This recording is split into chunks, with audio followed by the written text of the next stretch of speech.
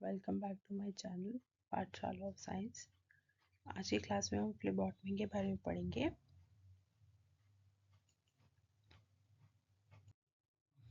जैसे कि आपको पता है कि फ्लेबॉटमी एक बहुत इम्पॉर्टेंट टॉपिक है हमारी मेडिकल साइंसेज में। तो बेसिकली फ्लेबॉटमी क्या है? फ्लेबॉटमी एक सर्जिकल पंचर है, एक प्रोसीजर है जहाँ पे हम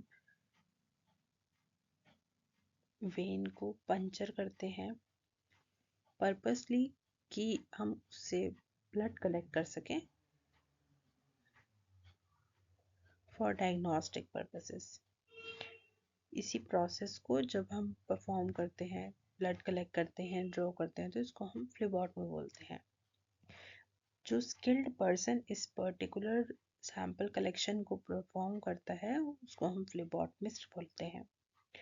तो बेसिकली फ्लेबॉटमिस्ट का क्या रोल है? फ्लेबॉटमिस्ट जो है वो एक ऐसा लैब प्रोफेशनल होता है जो पेशेंट्स के साथ इंटरेक्ट करता है। क्यों? क्योंकि बाकी के जितने भी लैब प्रोफेशनल्स हैं वो सभी एक्सपेरिमेंटल वर्क में बिजी रहते हैं।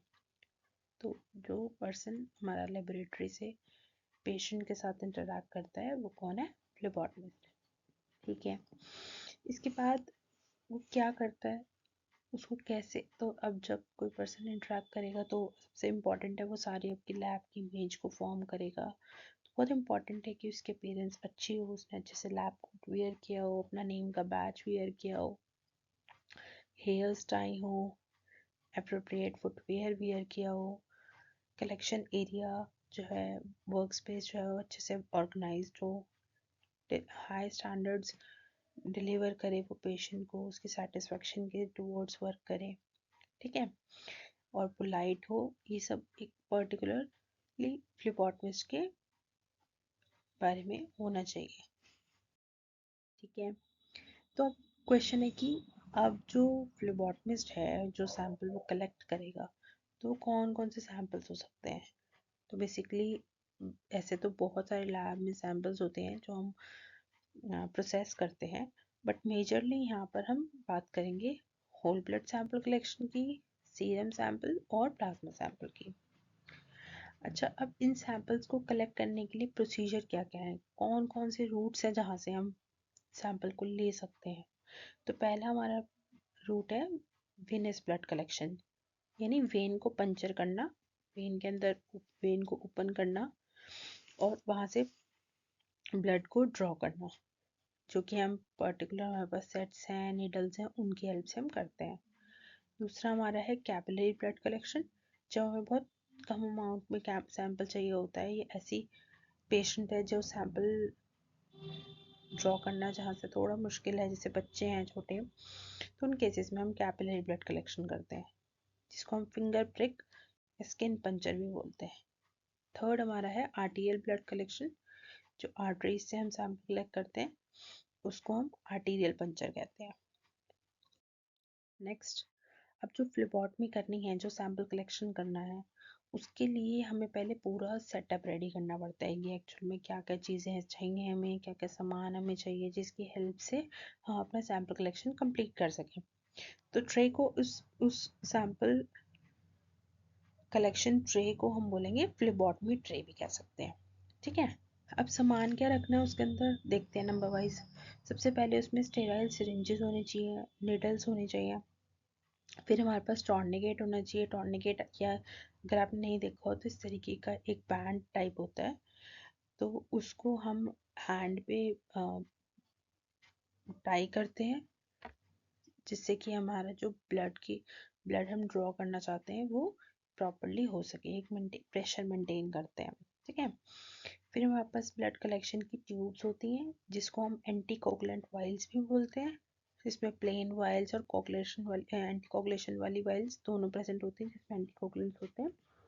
दोनों टाइप की वाइल्स होती हैं, डिपेंड करता है कि हमारा पर्पस क्या है, किस टाइप का हमें सैंपल कलेक्ट करना है, सीरम चाहिए, प्लाज्मा चाहिए, उसके अकॉर्डिंग हम अपनी वाइल्स को सिलेक्ट करते हैं और अपनी सेटअप के अंदर रखते हैं।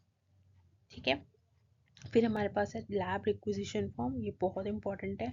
कोई भी ब्लड टेस्ट करने के लिए सबसे पहले हमारे पास रिक्विजिशन फॉर्म होना चाहिए, जिसकी हेल्प से ही आपको डिटेल्स पता चलेंगी कि एक्चुअल में आपने टेस्ट करना कौन सा है, एंड जो सा भी आपको टेस्ट करना होगा उसके लिए स्पेसिफिक एंटीकोगुलेंट वाइल आपको यूज़ करनी पड़ेगी, और प्लेन वाइल जो भी होगा उसके अकॉर्डिंग ही आप सब आगे डिसाइड करेंगे।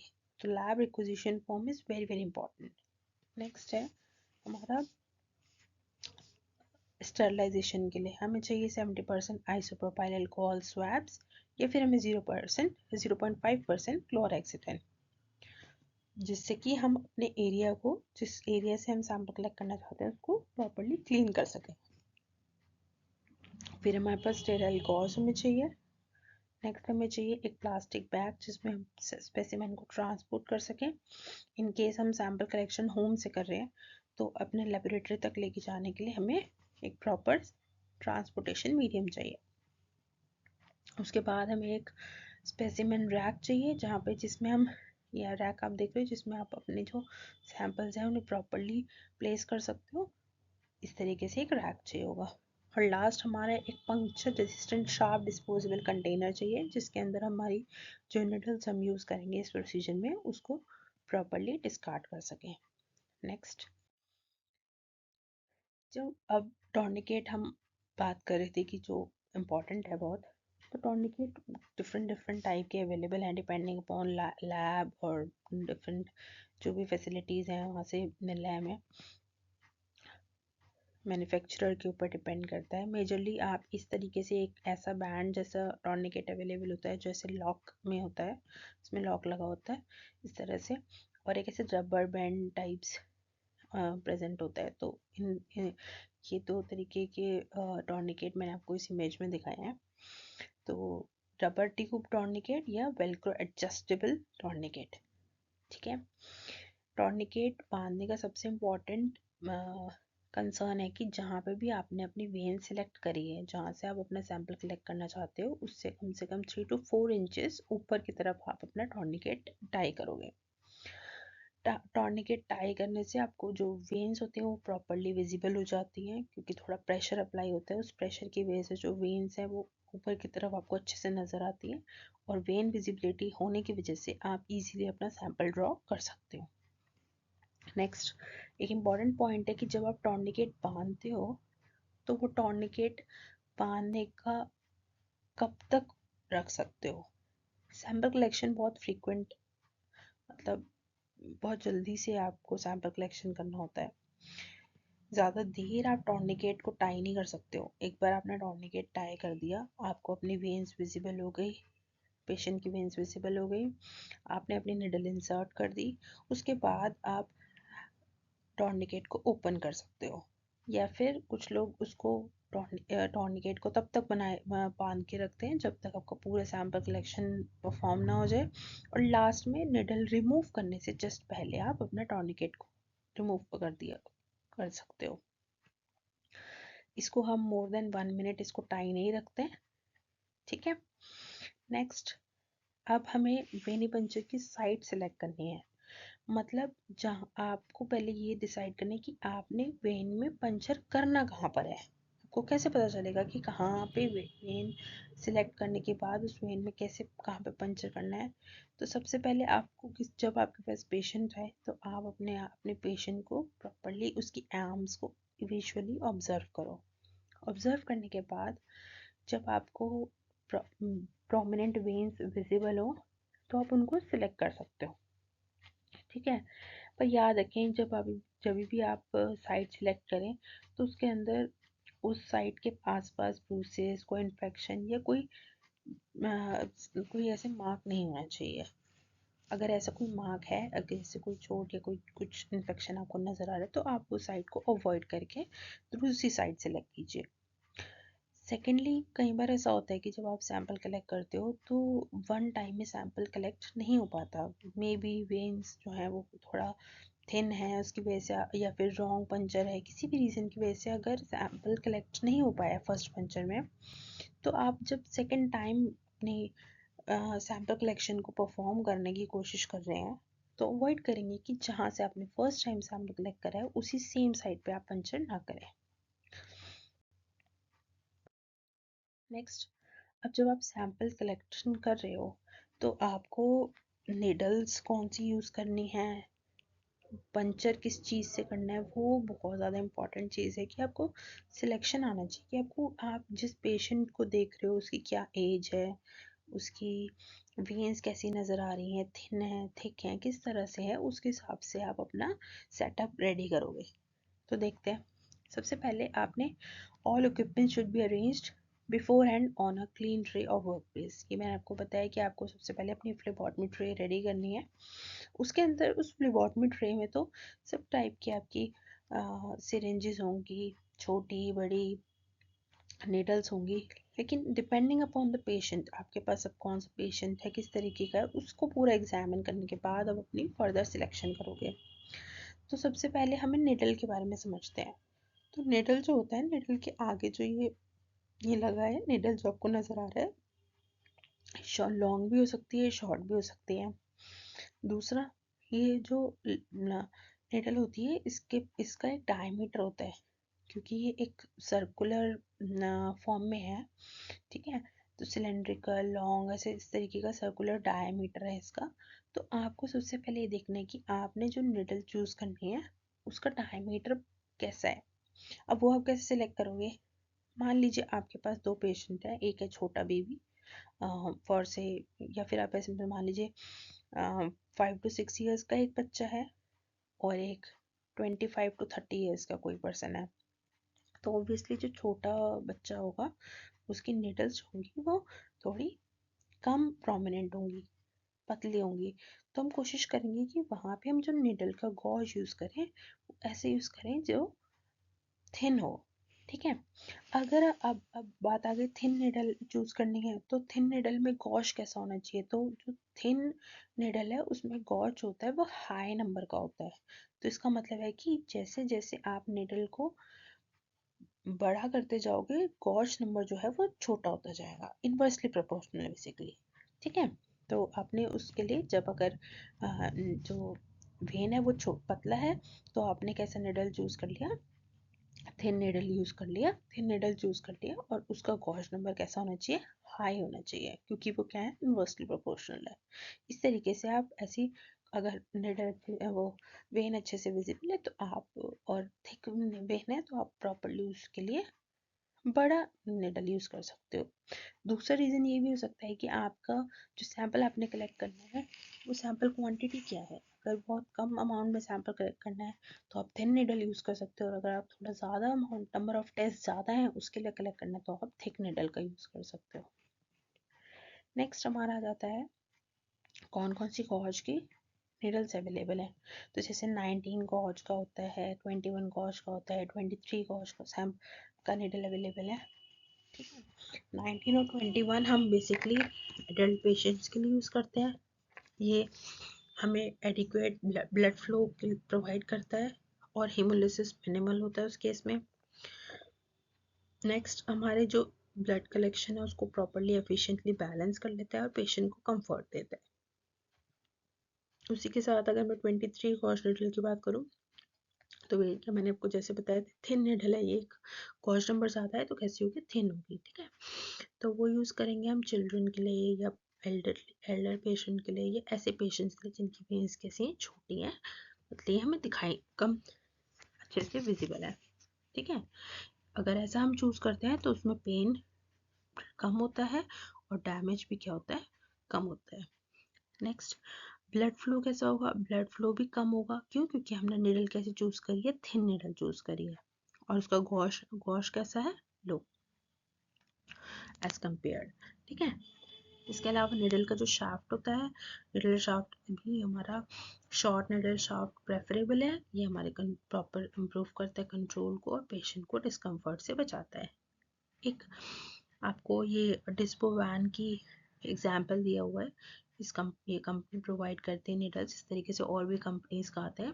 ये हमारा पूरा, जब हम ये निडल पूरा कंबाइन कर देते हैं हमारे सिरिंज के साथ, तो ये पूरा हमारा रेडी हो गया सेटअप, ठीक है। Now you can use this setup for collecting the blood sample, ठीक है। इसी तरीके से एक हमारा होता है बटरफ्लाई निडल, जिसको हम विंग्ड इन्फ्यूजन सेट भी कहते हैं। विंग मतलब विंग इसलिए बोलते हैं क्योंकि इसे थोड़ा से विंग्स निकली हुई जैसे बटरफ्लाई की तरह जैसे बटरफ्लाई आपको नजर आती है उस तरीके से इसके विंग्स निकली हुई, इसलिए इसको हम बोलते हैं विंग्ड इन्फ्यूजन सेट या बटरफ्लाई निडल। ठीक है क्या ये? इसको कब यूज करते हैं?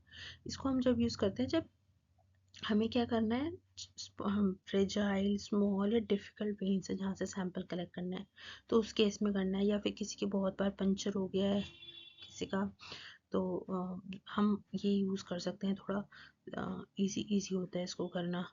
ठीक है, इसके अलावा इसके अंदर एक प्लास्टिक ट्यूबिंग्स होती हैं और स्मॉल गॉश निडल होता है इसका, तो आप इजीली इसको पंचर करके कर सकते हो। ठीक है, और चाहो तो आप इसको ऐसे टेप, डॉक्टर टेप लगा के इसको सेट कर सकते हो अगर आपको ज़्यादा सैंपल कलेक्ट करना है। क्योंकि इसमें जो गॉश निडल है वो छोटा है इसका। ठीक है, इजीली आप कर सकते हो। नेक्स्ट, अच्छा आपने अब ध्यान देना है कि जो पेशेंट्स आप आ रहे हैं, जैसे मैंने आपको शुरू से बोला कि फ्लेबॉटमी करते समय आपको पेशेंट को एग्जामिन करना बहुत ज़रूरी है कि पेशेंट कैसा है, उसकी एज क्या है, उसके सारे फैक्टर्स आपको देखना ज़रूरी है जो भी विजिबल है बेसिकली उस समय पे। तो सबसे पहले हम देखते हैं कि ऐसे कौन से पेशेंट्स हैं जिनको हमें स्पेशल कंसिडरेशन देना है, नॉर्मल से अलग है वो। देखते हैं, सबसे पहले हमारे पीडियाट्रिक पेशेंट यानी छोटे बच्चे। अब छोटे बच्चे हैं, अगर आप सैंपल कलेक्ट करोगे तो इजीली सैंपल कलेक्ट नहीं करने देते हैं वो। तो अब क्या करना है, हमें उन पेशेंट बच्चों को कैसे हैंडल करना है वो समझते हैं। सबसे पहले हमें handle children gently with empathy, patience and reassurance. उनको प्यार से हैंडल करना है अपने। चिल्ड्रन पेरेंट्स में feel anxious in unfamiliar settings. अगर प्रॉपर सेटिंग्स नहीं है तो कई बार बच्चे घबरा जाते हैं, तो उनको आपको कंफर्टेबल फील कराना है। फिर प्रोसीजर आपने एक्सप्लेन करना है उनकी अच्छे से, कि हम अब जैसे बच्चे को बोलें कि हम बहकाना है उसको, थोड़ा समझाने की हम ये करने वाले हैं, मतलब जिससे डरे ना वो, उसको प्यार से करने की कोशिश करनी है। ठीक है, और इसे जब भी आप देख रहे हैं कि पीडियाट्रिक पेशेंट है तो इसे जल्दबाजी नहीं करनी, आराम से अपना टाइम दे के उसको सैंपल कलेक्ट करना है। ठीक है, कोशिश करना है, अगर बहुत छोटा बच्चा है तो आप अगर रख सकते हो अपने अपने सेटअप में तो कुछ टॉयज रख सकते हो आप, या फिर उससे बातें करके उसको एंगेज कर सकते हो जिससे कि उसका उस पर ध्यान ना जाए। ठीक है, उसके अलावा आप इन्फेंट प्रोसीजर को, जो छोटे बच्चे हैं, बिल्कुल न्यू बॉर्न बच्चे होते हैं, जो उनको आराम से आप जब पंचर करोगे, आप ज़्यादा प्रेशर पुट अप नहीं करना है, तो प्रॉपरली आपने यूज़ करना है, और अपना फिर जो लास्ट में वेस्ट होगा उसको प्रॉपरली डिस्कार्ड करना है। ठीक है, ऐसे अगर डॉल्सन पेशेंट हैं तो उसमें क्या होगा, डॉल्सन्स में मेजरली कई बार लोग डरे हुए होते हैं कि अरे यार ब्लड कलेक्शन होने वाला है, तो थोड़ा सा फियर होता है, तो आपको पैनिक नहीं करना है, आपने उनको क्लियर कम्युनिकेशन करनी है, प्रॉपर आई कॉन्टैक्ट बनाना है और अच्छे से उनको प्रोसेस समझाकर उनसे सैंपल कलेक्ट करना है। फिर हमारे एडल्ट पेशेंट्स हैं, उनको भी आपने इसी तरीके से अच्छे से हैंडल करना है। फिर कुछ जीरियाट्रिक पेशेंट्स हैं, यानी एल्डर पेशेंट्स। ठीक है, उनको रिस्पेक्ट से, डिग्निटी से आपने डील करना है। ठीक है, ऐसी कुछ प्रॉब्लम पेशेंट्स होते हैं, क्योंकि कुछ ऐसे पेशेंट्स हैं जो थोड़े अनकोऑपरेटिव होते हैं, डरे हुए होते हैं, या उनको कोई परेशानी है, ठीक है, कोई फिजिकल रिस्ट्रेंट्स हैं, तो आपको उस केस में उसके गार्जियन से कंसेंट लेके रखना है। इस तरीके से आपको केयरफुली अपने जो पेशेंट्स हैं उनको एग्जामिन करके और प्रॉपर तरीके से आपने फिर सैंपल कलेक्शन करना है। ठीक है, नेक्स्ट, अब ब्लड कलेक्शन करने के हमारे 3 मेथड्स हैं, जैसे कि कैपिलरी ब्लड कलेक्शन, आर्टेरियल और वेनस। अब करते कब है, हम कैसे चूज़ करेंगे कि कौन सा सैंपल, कौन सा ब्लड कलेक्शन टेक्निक हमें यूज़ करनी है। तो बेसिकली जो वेनस ब्लड कलेक्शन, ये रूटीन, जितने भी हमारे रूटीन टेस्ट हैं उसके लिए हम वेनस पंचर ही करते हैं। ठीक है, कोई हेमाटोलॉजी का काम करना है, बायोकेमिस्ट्री है, सीरोलॉजी है, तो उसके लिए हम वेनस ब्लड कलेक्शन करते हैं। इसी तरीके से अगर आपने देखा होगा, अगर क्या आपको पता होगा, हाँ, ग्लूकोज टेस्टिंग हमारे, अगर किसी के पेरेंट डायबिटिक हैं तो घर पे हम ग्लूकोज टेस्टिंग करते हैं पेरेंट्स की, वो खुद भी कर सकते हैं। तो उस कंडीशन में क्या करते हैं, हम फिंगर प्रिक करते हैं। तो फिंगर प्रिक करने के लिए बहुत छोटा अमाउंट ऑफ सैंपल हमें चाहिए होता है, तो वहाँ पर फिर से हम कैपिलरी ब्लड कलेक्शन कर रहे हैं।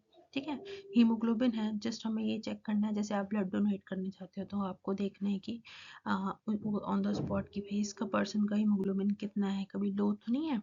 ये चेक करने के लिए आपको इंस्टेंट रिजल्ट है, तब भी आप कैपिलरी ब्लड कलेक्शन कर सकते हो। ठीक है, नियोनेटल टेस्ट कर सकते हो बच्चों के, और पीओसीटी यानी पॉइंट ऑफ केयर टेस्टिंग भी आप कर सकते हो, बेड साइड जो होता है। ठीक है, इन केसेस में आप कैपिलरी ब्लड कलेक्शन का इस्तेमाल कर सकते हो। फिर आर्टीरियल बिल्कुल एक्सपर्ट लोग को ही करना चाहिए इसको। ऐसे अगर आपको न्यू हो इस फील्ड में तो आपको आर्टीरियल ब्लड कलेक्शन को फॉलो नहीं करना चाहिए। लेकिन इसको करते कब है? इसको हम ब्लड गैस एनालिसिस के लिए एबीजी, ऑक्सीजन या एसिड बेस स्टेटस के लिए चेक करते हैं। नेक्स्ट, अगर आप कैपिलरी ब्लड कलेक्शन कर रहे हो तो आप कहाँ कहाँ से कर सकते हो, कौन कौन सी कॉमन साइट से जहाँ पे से आप ब्लड ले सकते हो? तो पहले हमारा फिंगर टिप, ईयर लो, हील या ग्रेड 2, ये बेसिकली हम बच्चों के केस में यूज़ करते हैं, पर जो मोस्ट कॉमन है वो क्या है? Finger tip. ठीक है। जो इक्विपमेंट हमने यूज़ करना है तो इसमें जो इक्विपमेंट यूज़ होता है वो निडल, सिरिंज ये सब यूज़ नहीं करते। हम यहाँ पे लेंसेट यूज़ करते हैं जो कि स्टेनलेस स्टील का बना होता है, स्टेराइल होता है और सिंगल यूज़ होता है। आपको सेकेंड टाइम उसको यूज़ नहीं करना है, डिस्कार्ड कर देना है आपको। ठीक है। फिर होता कैसा है? शार्प होता है, पॉइंटेड होता है। इस तरीके आप पंचर कर सकते हो। इसे फिंगर को आपने होल्ड करना है, प्रेशर बिल्डअप करना है। फर्स्ट जो ड्रॉप होगी उसको वाइप ऑफ कर देना है, सेकेंड ड्रॉप से आप अपना सैंपल कलेक्ट कर सकते हो। नेक्स्ट, आर्टीरियल ब्लड कलेक्शन में क्या करना होगा? आर्टीरियल ब्लड कलेक्शन जो होता है वो एबीजी एनालिसिस के लिए हम यूज़ करते हैं। जैसे मैंने बताया कि सिर्फ ट्रेन वर्कर्स को इसको करना चाहिए। कलेक्शन के लिए आपको नेडल और सिरिंज का इस्तेमाल करना चाहिए। आर्टीरियल कैथेटर इंसर्शन भी कर सकते हैं। करते कहाँ से, क्या साइट है उसकी, जो ब्लड हम ड्रॉ करते हैं वो आर्टरी में से लेते हैं। आर्टरी जो होगी वो रेडियल, ब्रेकियल या फीमोरल आर्टरी हो सकती है, पर फर्स्ट चॉइस अगर हम पूछें तो वो क्या है? हमारी रेडियल आर्टरी। ठीक। इसके अलावा कॉम्प्लिकेशंस हो सकते हैं, तो क्या क्या डर की बात है? आर्टियोस्पाज्म हो सकता है, हेमाटोमा हो सकता है, ब्लीडिंग हो सकती है, नर्व डैमेज, फेंटिंग। ठीक है। इस तरीके के कुछ इश्यूज आर्टियल ब्लड कलेक्शन में हो सकते हैं, तो इसलिए हमें बहुत केयरफुल रहना है जब हम आर्टियल ब्लड कलेक्शन कर रहे हैं। साथ में सैम्पलिंग एरर्स हो सकते हैं, एयर आ सकता है सैंपल में। ठीक है। वेनस ब्लड ना कलेक्ट हो जाए, आर्टियल ब्लड की जगह प्रॉपर अपेरेंट क्वांटिटी होनी चाहिए, मिक्सिंग होनी चाहिए, स्पेसिमेन ट्रांसपोर्ट को हमें डिले नहीं करना है। इस तरीके की चीज़ों आपको ध्यान देना जब आप आर्टियल ब्लड कलेक्शन कर रहे हो। नेक्स्ट, अब आ जाते हैं वेन पंचर पे। अब वेन पंचर कैसे करनी है हमने? वेन पंचर के लिए आपको पेशेंट को आइडेंटिफाई करना है। ठीक है। अपने ग्लव्स वेयर करके प्रॉपरली अपनी नेडल को सेटअप करना है और अपनी ट्यूब को इंसर्ट कर सकते हो। अब जब आप वेन सिलेक्ट कर लो तो इस इमेज में आप देख रहे हो कि हमने दिखाया हुआ है कि आपको जो हैंड है उसके अंदर कौन कौन सी वेन्स है, सेफेलिक वेन, ब्रेकियल वेन और हमारी मीडियन क्यूबिटल वेन। ठीक है। इन वेन्स को आप सिलेक्ट कर सकते हो जब आपने वेनस ब्लड कलेक्शन करना है। ठीक है। और अब ये जो तीनों वेन्स हैं ये एंटी क्यूबिटल फोसा में प्रेजेंट होते हैं, तो आप इन वेन्स को सिलेक्ट कर सकते हो। ठीक है। मेजरली जो मोस्ट कॉमन है वो है मीडियन क्यूबिटल। ठीक है। उसके अलावा जो ब्लड है आप अपना आराम से कनेक्ट कर सकते हो, चाहे आप निडल सिस्टम से कर लो, जो सिरिंज निडल अभी दिखाए थे, चाहे वो वैक्यूटिनर सिस्टम से कर लो। ठीक है। फिर उसके अलावा blood collection near IV set, अगर किसी को आईवी लगा हुआ है, मतलब आईवी सेट लगा हुआ है, तो वहाँ से आपने क्या नहीं करना? ब्लड कलेक्शन वहाँ से नहीं करना। ठीक है। और अपने प्रॉपर उस चीज़ का ध्यान रखना है। ये आप देख रहे हो, ये हैंड पे ये प्रॉपर एंगल सेट करके इन्होंने कैसे ब्लड कलेक्शन स्टार्ट करा है। ये हमारा वैक्यूटिनर सेटअप है जिसमें हम ब्लड कलेक्शन कर रहे हैं। ठीक है।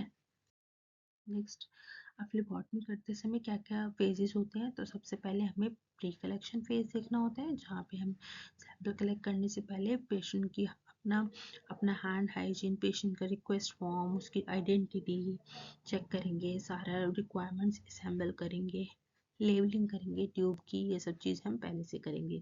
फिर जब हमारी रेडी हो जाएगा सब कुछ, फिर हम पेशेंट और साइड प्रिपरेशन करेंगे। पेशेंट प्रिपरेशन कैसे करेंगे? ऐसा है कि मान लीजिए पेशेंट आया तो ये नहीं एकदम आते ही हमने सैंपल कलेक्ट करना स्टार्ट करें, चलो जल्दी से सैंपल, ऐसे हरी नहीं करना है अपने उसको। पेशेंट को थोड़ा काम डाउन होने देना है, उसको कंफर्टेबली बिठाना है, क्योंकि अगर एकदम से आप ब्लड कलेक्शन करते हो, मान लो स्टेयर्स चढ़ के वो आया है, रन करके वो आया किसी इस तरह से, तो कई बार जो वैल्यूज़ होती है लेबोरेटरी वैल्यूज़ में वेरी। ठीक है। तो आपने ध्यान रखना है कि पेशेंट को आपने एकदम पैनिक करके नहीं सैंपल कलेक्ट करना, ये काम आराम से आपने करना है। ठीक है। फिर आपने ग्लव्स वियर करने हैं, अगर ज़रूरत है तो पीपी किट भी वियर कर सकते हैं, डिपेंडिंग अपॉन कि आप किस तरीके का सैंपल कलेक्ट कर रहे हो। ठीक है। फिर आपने अपनी वेन पंचर की साइड सेलेक्ट करनी है, टॉर्निकेट अप्लाई करना है, पेशेंट को बोलना है कि अपना फिस्ट को क्लोज करेंगे, पंपिंग नहीं करनी। फिस्ट क्लोज करने से एक प्रॉपर प्रेशर क्रिएट हो जाएगा। पैल्पेट करके देखना है, कंफर्म करना है वेन कौन सी है, उसके बाद आपने क्लीन करना है सरफेस।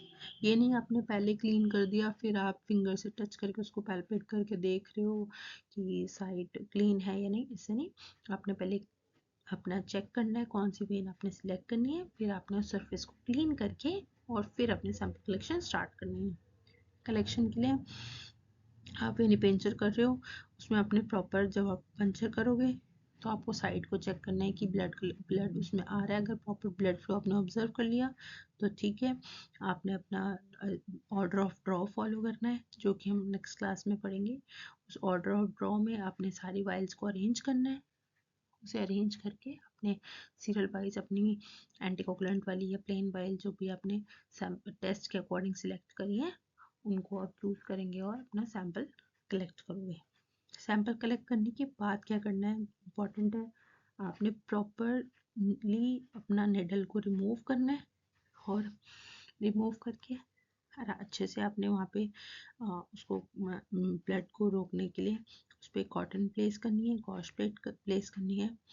ठीक है। और अपना सैंपल को रैक में रख के निडल को डिस्कार्ड करना है और अपने ग्लव्स अपने रिमूव करके अपने हैंड हाइजीन मेंटेन करनी है।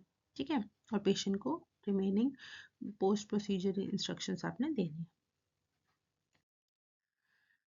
ये एक बहुत इंपॉर्टेंट कंसर्न है कि हमें कैसे पता चल रहा है कि हमारा जो वेन पंचर है अब वो कंप्लीट हो चुका है और अब उसके बाद के क्या स्टेप्स हैं। तो ध्यान रखेंगे कि जो टॉर्निकेट है वो आपके ब्लड जैसी फ्लो स्टार्ट हो जाए, आपने देख लिया आपने कि ठीक है ब्लड आने लग गया है आपके जहाँ पे आपने प्रिक किया है, तो आप तब भी टॉर्निकेट ओपन कर सकते हो, या फिर आप जब सारी सैंपल कलेक्ट कर चुके हो तभी भी आपको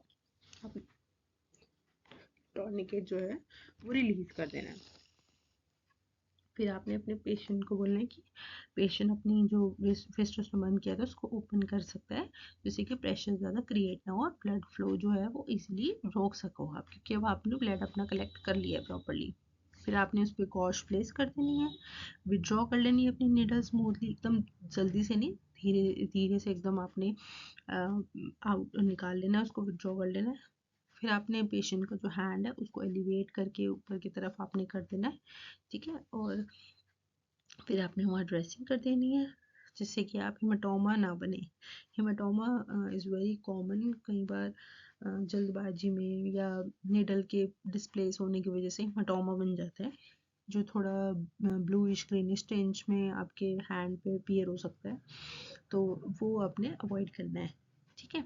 प्रॉपर तरीके से अगर आप सैंपल कलेक्शन करेंगे तो हेमाटोमा होने के चांसेस नहीं होते। ठीक है। इसलिए ये प्रोसीजर आपको अच्छे से फॉलो करना है। फिर उसके बाद जब आप सैंपल अपना कलेक्ट कर लोगे तो जो एंटीकोगुलेंट वाली ट्यूब्स हैं उनको प्रॉपरली इन्वर्शन उसको करके एंटीकोगुलेंट के साथ प्रॉपरली मिक्स करके आपने प्लेस कर देना है अपने ट्यूब रैक में। ठीक है। अगर आपने सिरिंज यूज़ करी है तो आप सिरिंज में से निडल को रिमूव करोगे, निडल को निडल डिस्ट्रॉयर में डिस्ट्रॉय करोगे और उसके बाद आप उसको डिस्कार्ड करोगे। फिर उसके बाद आपकी लेबलिंग आप चाहो तो जो फाइल्स हैं उस पर लेबलिंग आप सेटअप स्टार्ट करने से पहले भी कर सकते हो और उसके जस्ट बाद भी, बट इमीडिएटली करना, ध्यान रखना है कि सैंपल जो है वो किसी और पेशेंट के साथ मिक्स ना हो जाए।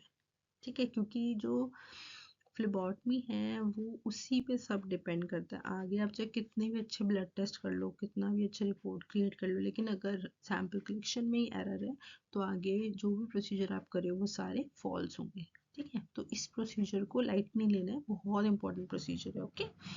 नेक्स्ट हमारा है वेस्ट डिस्पोजल। उसको आपने अपने वेस्ट को डिस्पोज करना है, अपने हैंड्स वॉश करने हैं और पेशेंट को ज़रूर ऑब्जर्व करेंगे कि वो उसको डिजीनेस या नोजिया तो नहीं हो रहा, उसको आप फिर अपने हेड को इन्फॉर्म करोगे, डॉक्टर को वहाँ पे कंसर्न को इन्फॉर्म करोगे अगर ऐसी कोई इशू है तो। नेक्स्ट, क्या क्या डिफ़िकल्टीज आप फेस कर सकते हो वेनिपेंचर के दौरान। तो सबसे पहले हो सकता है पेशेंट रिफ्यूज़ करे, तो उसको पोलाइटली हमें विड्रॉ करना है, डॉक्यूमेंट रिफ्यूज़ल फॉर्म लेना है, सुपरवाइज़र को बताना है। क्या होता है कई बार पेशेंट आ जाता है और आने के बाद आपने सब रेडी कर लिया और पेशेंट कह रहा है कि मैंने सैंपल कलेक्ट नहीं करवाना और मैंने जाना है, तो उस केस में आपने ध्यान रखना है कि आप उसका रिफ्यूज़ल फॉर्म ले लो, ठीक है, और अपने सुपरवाइज़र को इन्फॉर्म कर दो। जो भी चीज़ें ऐसी आउट ऑफ द बॉक्स हो रहा है, कुछ ऐसा लग रहा है जो चीज़ नॉर्मल नहीं है, कुछ अलग हो रहा है, तो अपने उसमें डरना नहीं, आपने अपने सुपरवाइज़र को प्रॉपर्ली इन्फॉर्म करना है जिससे कोई प्रॉब्लम फर्दर ना हो। नेक्स्ट, निडल हमारा जो है उसको अपने प्रॉपर्ली डालना है, इंसर्ट करना है। अगर आप रॉन्ग इंसर्शन करते हो तो उस केस में भी आपका सैंपल ड्रॉ नहीं कर पाते हो। फिर रोलिंग एंड और मूविंग वेन, आपको फिल्म प्रेशर से प्रेशर अप्लाई करना है जिससे हेमाटोमा ना बने।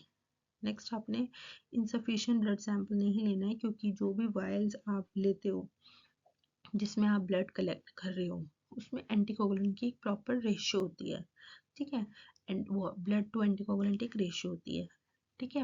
हर वाइल के ऊपर एक मार्क लगा होता है, जिस मार्क को आपने up to the mark 2 ml जितना भी उसमें मार्क लगा हुआ है उसके अकॉर्डिंग आपने सैंपल कलेक्ट करना है, नॉट लेस देन दैट, ठीक है।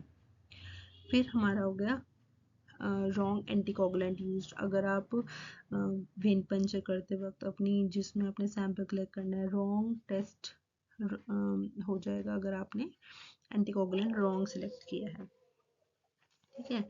ऐसे अपने सडन मूवमेंट नहीं करना है, तो आराम से रिमूव करना है टॉर्निकेट को हेमाटोमा अवॉइड करने के लिए, ठीक है।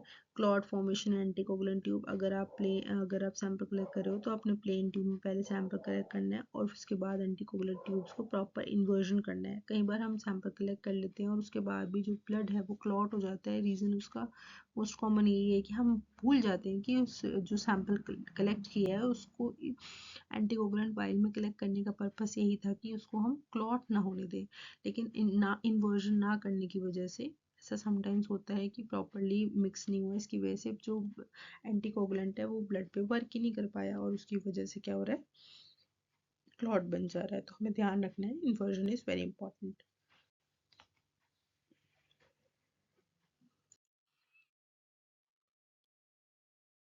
ये सेटअप है जिसमें आप देख रहे हो कि हमारा ट्यूब होल्डर है, निडल है, उसका बेवल है, शाफ्ट है। ये लेबलिंग आपको नेम वाइज पता होनी चाहिए कि किस पार्ट को हम क्या बोलते हैं, ठीक है। ये आप पिक्चर से ऑब्जर्व कर लीजिए। नेक्स्ट है हमारा पोस्ट फ्लेबॉटमी प्रोसीजर। इस पिक्चर में मैंने आपको एक बार दिखाया है कि इन्वर्जन जो मैं इतने देर से आपको बोल रही हूँ, तो एक्चुअल में इन्वर्जन का क्या मीनिंग है। इन्वर्जन मीन जो ट्यूब है उसको एक बार इस तरह से एंड एक बार इस तरह से आपने मूव करना है, उसको हम इन्वर्जन बोलते हैं। बहुत इंपॉर्टेंट है मिक्सिंग के लिए, नहीं तो मोस्ट ऑफ द टाइम इसकी वजह से हमारा ज़्यादा शेकिंग की, और ये बहुत तेज नहीं करना है क्योंकि शेकिंग की वजह से जो है हमारे सेल्स रप्चर हो सकते हैं और हमारा ब्लड जो है वो क्लॉट हो जाएगा। तो ध्यान रखना है कि इन्वर्जन बहुत प्रॉपरली होनी चाहिए। नेक्स्ट, अब आपने मान लीजिए लेबोरेटरी में अगर आपके पास सैंपल आया है, तो सबसे पहले आप देखोगे कैसे कि वो सैंपल जो आप के पास आया है वो एक्सेप्टेबल है या नहीं। तो आप सबसे पहले देखोगे कि सैंपल क्लॉटेड तो नहीं है। क्लॉटेड का रीज़न आपको पहले ही पता है कि इन रीजंस की वजह से क्लॉट हो सकता है स्पेसिमेन, तो आपने क्लॉटेड सैंपल नहीं लेना है, ठीक है।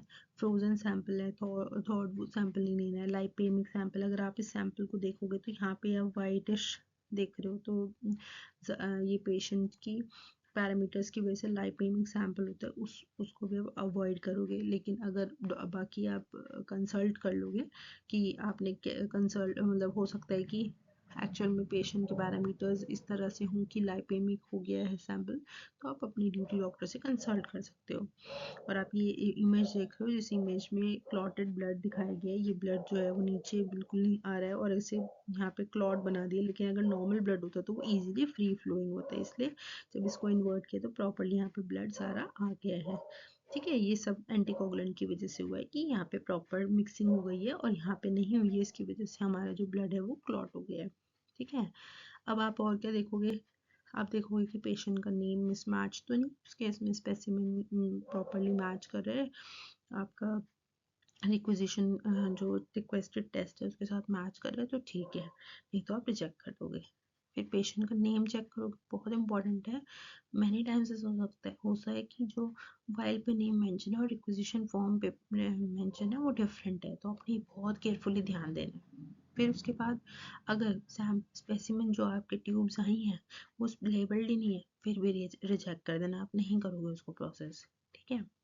उसके अलावा क्वांटिटी इनसफिशिएंट है, तो आपको पता है कि अगर एंटीकोगुलेंट और ब्लड का रेशो प्रॉपर नहीं होगा तो ख़राब होने के चांसेस हैं, फॉल्स रिजल्ट्स आने के चांसेस हैं, तो आप क्यूएनएस करके भी छोड़ दोगे, उसको भी आप रन नहीं करोगे, ठीक है।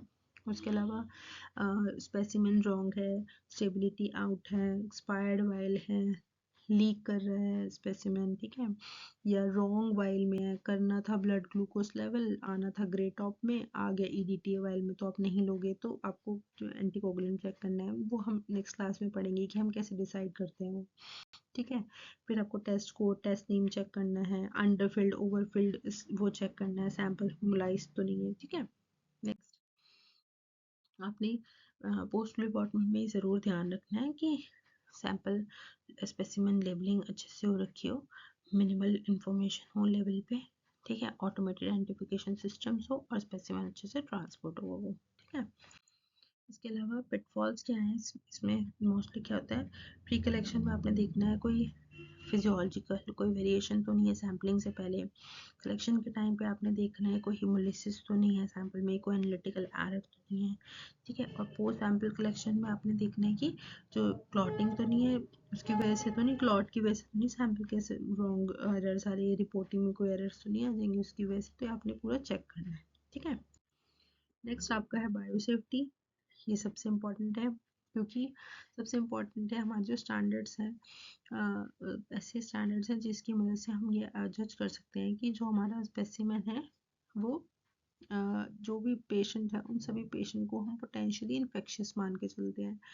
पोटेंशियली इन्फेक्शियस मानने का मतलब है कि मान लीजिए देखने से आपको पेशेंट फिट लग रहा है और आप सोच रहे हो कि नहीं यार कोई नहीं, पेशेंट तो एकदम ठीक है, मैं इस पेशेंट के सैंपल को बिना ग्लव्स के और बिना प्रॉपर प्रिकॉशंस के हैंडल कर सकता हूँ, क्या ही हो जाएगा, ठीक है। आप सोच रहे हो कि हिमेटोलॉजी का सैंपल आया है, ओके सीवीसी करने के लिए तो आया है, नॉर्मल सैंपल का ब्लड काउंट ही तो करना है, तो क्या हो गया, ये तो ठीक ही होगा, नहीं, हमें हर सैंपल को HIV पॉजिटिव HPV पॉजिटिव लेके चलना है, तो तभी हम प्रॉपरली उसको अपनी सेफ्टी भी रख पाएंगे और अपने आसपास की भी सेफ्टी रख पाएंगे, तो इसलिए हमें सभी पेशेंट को पोटेंशियली इन्फेक्शियस मान के चलना है। फिर हमारा है स्टैंडर्ड प्रिकॉशंस, जितने भी प्रिकॉशंस हमें पता है, हमारे यूनिवर्सल प्रिकॉशंस हैं, उनको हमें प्रॉपर फॉलो करना है फॉर आवर सेफ्टी। और अगर आप किसी हॉस्पिटल में वर्क करो तो भी आपको उससे सेफ रहना है, क्योंकि हॉस्पिटल एक्वायर्ड इन्फेक्शन होने के चांसेस रहते हैं उस केस में, ठीक है। जितने भी health care workers body blood और बॉडी फ्लूइड्स को हैंडल करते हैं उन सबको ओशा की गाइडलाइंस फॉलो करना चाहिए, यानी कि occupational safety and health administration, जिससे इन्फेक्शन के रिस्क मिनिमाइज हो सके। फिर उसके बाद ओशा की ट्रेनिंग होती है जो प्रॉपर हर हेल्थ केयर पर्सनल के साथ ओरिएंटेशन के टाइम पे, यानी जब वो ज्वाइन करने वाला है उस टाइम पे उसे बताया जाए, ठीक है। फिर एक बहुत इंपॉर्टेंट एक्ट है which is needle stick safety and prevention act, इसको इनेक्ट किया गया था नवंबर 2000 में और एनफोर्समेंट में 2001 में लाया गया था। तो ये निडल स्टिक बहुत कॉमन है, जब आप फ्लिबॉट में कर रहे होते हो तो उस टाइम पे कई बार ऐसे चांसेस है कि जो निडल है वो पेशेंट से आपको प्रिक हो गई, तो उस टाइम पे आपको स्पेसिफिक अपनी सीनियर को इन्फॉर्म करना है और प्रॉपर पूरे प्रिकॉशंस लेके आपको अपने आप को सेव करना है, क्योंकि ऐसे हमें पता है कि ब्लड में बहुत सारे ऐसे इन्फेक्शन होते हैं जैसे HPV HIV HCV West Nile virus, जिनकी वजह से बहुत सारी लाइफ टाइम इश्यूज हो सकते हैं पेशेंट को आपको, ठीक है। तो इसलिए आपने सेफली पूरा प्रोसीजर परफॉर्म करना है, okay. So if you like the video please like it, okay, thank you, bye.